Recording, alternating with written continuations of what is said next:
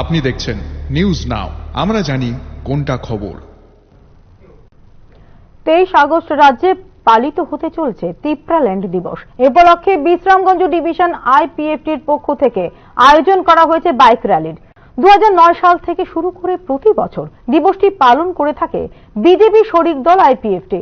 র্যালিটি আদিবাসী colony school ground থেকে শুরু করে বিভিন্ন পথ পরিক্রমা করে। র্যালিতে উপস্থিত ছিলেন আইপিএফটির বিশ্রামগঞ্জ ডিভিশনের কর্মকর্তারা।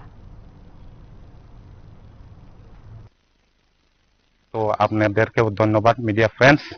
আজকে আমরা বিশ্রামগঞ্জ ডিভিশন পার্টি আইপিএফটি তরফ থেকে আগামী দিন 23 August Tipraland statehood demand day আমরা 2009 হইতে পালন করে আসছি।